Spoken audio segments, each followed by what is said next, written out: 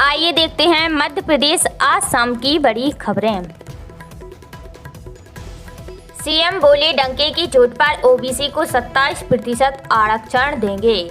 आपको बता दें मुख्यमंत्री डॉक्टर मोहन यादव ने मंगलवार को विधानसभा में कहा, हम डंके की चोट पर कह रहे हैं कि अन्य पिछड़ा वर्ग को 27% आरक्षण देंगे।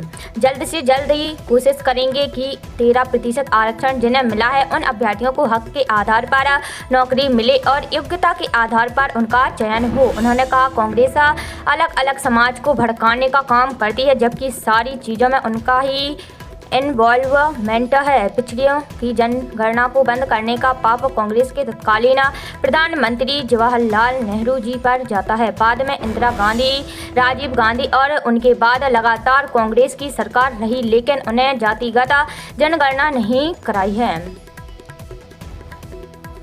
एमपी हाई कोर्ट में जल्द 11 जजों की होगी नियुक्ति।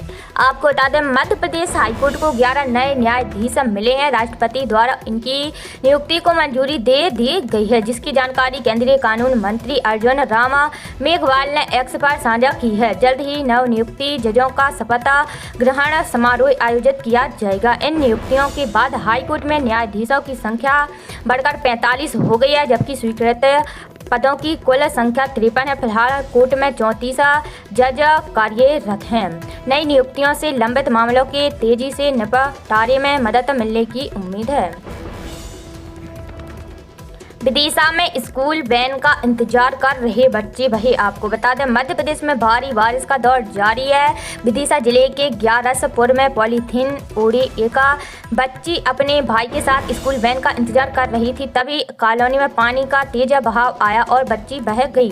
उसे बचाने उसका भाई दौड़ा, लेकिन वह भी बहने लगा। बच्ची लोडिंग वाहन के नीचे से बहते हुए चौराहे तक पहुंच गई और चीखती रही। चौराहे पर खड़े लोगों ने समय रहते उसे पकड़ लिया और सुरक्षित बाहर निकाला। गुना के बमौरी के कालोरा में डैम की बेस्ट बियर टूट गई। यहाँ डैम ओवरफ्लो हो गया है। इससे आसपास के गांवों में पानी भरने की आशंका बनी हुई है। वहीं उकावद गांव में नाला उफान पर आने से गांव में पानी भर गया। मुरैना में शासकीय बॉयज हायर सेकेंडरी स्कूल एवं संकुल केंद्र रामपुर कला का एक हिस्सा पानी में ढह गया है। हादसा सोमवार देर रात हुआ, जिससे कोई जनहानि नहीं हुई है। भोपाल में कोलांस नदी के 1 फीट ऊपर बहने से बड़ा तालाब में पानी का लेवल बढ़ रहा है।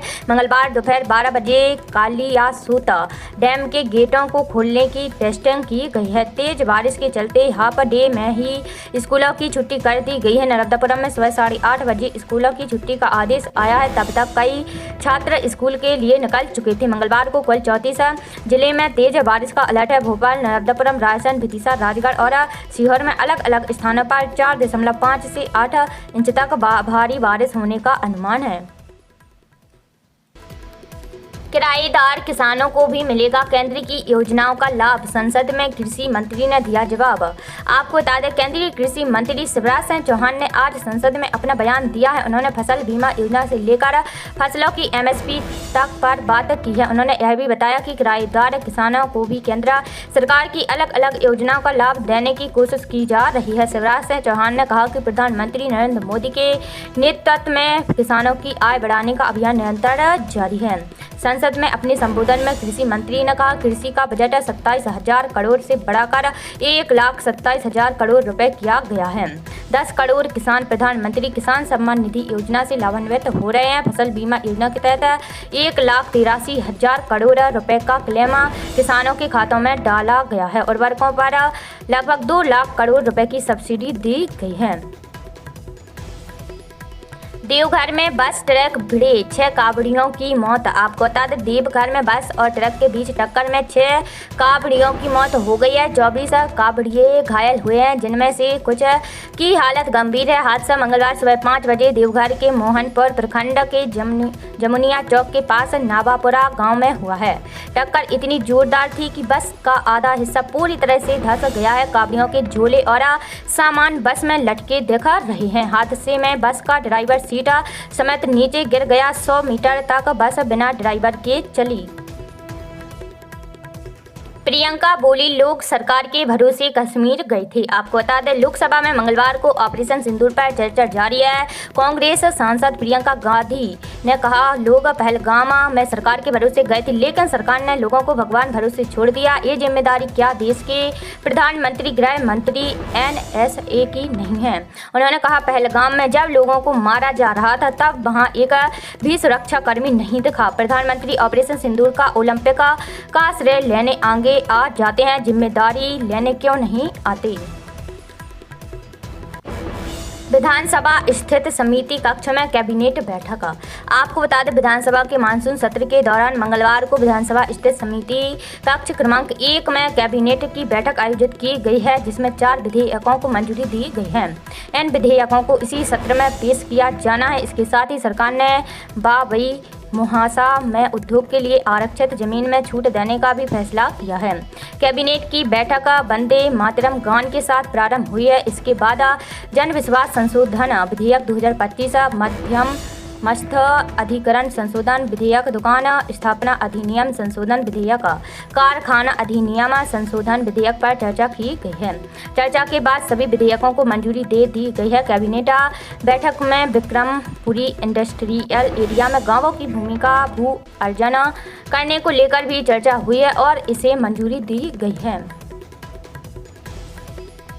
उखड़ी सड़कों को सुधारने के लिए 100 करोड़ का बजट। आपको बता दें, मध्य प्रदेश में बारिश के कारण उखड़ी सड़कों के सुधार और नई सड़कों के निर्माण को लेकर मोहन यादव सरकार ने अपने पहले अनुपूरक बजट में 100 करोड़ रुपए से अधिक का प्रावधान किया है। वहीं पुलिस और कानून व्यवस्था, नगरीय विकास और लोक स्वास्थ्य एवं चिकित्सा शिक्षा पर भी मोहन सरकार 100 करोड़ रुपए खर्च करेगी। विधानसभा में बुधवार को ध्यानाकर्षण प्रस्तावों पर चर्चा के बाद 2 घंटे तक अनुपूरक बजट पर चर्चा करके उसे मंजूरी दी जाएगी। गृह विभाग के लिए प्रस्तावित अनुपूरक बजट में केंद्र और राज्य में पुलिस बल की प्रतिपूर्ति के लिए 5 करोड़ रुपए रखे गए हैं। साथ ही सरकार अपराध और अपराधी पतासाजी तंत्र और व्यवस्था के लिए उपकरणों की खरीदी करेगी, जिसके लिए 57 करोड़ रुपए के अनुदान की व्यवस्था अनुपूरक बजट में की गई है। चीन में बाढ़ और भूस्खलन से 34 की मौत। आपको बता दें, चीन की राजधानी बीजिंग और आसपास के इलाकों में भारी बारिश और बाढ़ से अब तक 34 लोगों की मौत हो चुकी है। सरकारी टीवी चैनल CCTV के मुताबिक बीजिंग के मियोन जिले में 28 और यानछिंग जिले में 2 लोगों की जान गई है। ये दोनों इलाके शहर के बाहरी हिस्से में स्थित हैं। बाढ़ के चलते बीजिंग से 80,000 से ज़्यादा लोगों को निकाला गया है। इनमें से करीब 17,000 मियोन जिले से हैं। लगातार बारिश की वजह से बीजिंग के कुछ हिस्सों में मंगलवार सुबह तक 30 सेंटीमीटर तक पानी गिरने की संभावना जताई गई थी। योगी ने 22,000 करोड़ की परियोजनाओं को दिखाई हरी झंडी। आपको बता दें, वाराणसी में 2 दिवसीय दौरे पर CM योगी आदित्यनाथ ने वाराणसी और आजमगढ़ मंडल में विकास परियोजनाओं को हरी झंडी दिखाई। विधायकों से विकास प्रस्तावों पर चर्चा के बाद उन्हें मंजूरी दे दी गई है। सबसे ज़्यादा प्रोजेक्ट PWD से जुड़े नजर आए हैं। अफसरों ने आंकड़ा निकाला तो 3,165 विकास कार्यों को 22,468 करोड़ रुपए से कराया जाएगा। CM ने सभी विधायकों के साथ PWD के अफसरों से संवाद किया, जनप्रतिनिधियों से उनके विधानसभा क्षेत्र की परिस्थितियों, विकासपरक कार्यों और जनता की मूलभूत जरूरतों को भी जाना है। इसके साथ ही उन्होंने एक करके व्यक्तिगत रूप से चर्चा कर प्राथमिकताएं पूरी करने की बात कही है। इसके बाद CM ने 6 और जिलों के 600 से 700 करोड़ रुपए की लागत वाली सड़क, पुल और पुलिया निर्माण को मंजूरी दी है। उन्होंने विधायकों और MLC से कार्यों के प्रस्तावों की प्राथमिकता तय कर विभाग को भेजी है। PWD के प्रमुख सचिव को काम शुरू कराने का निर्देश दिया गया है।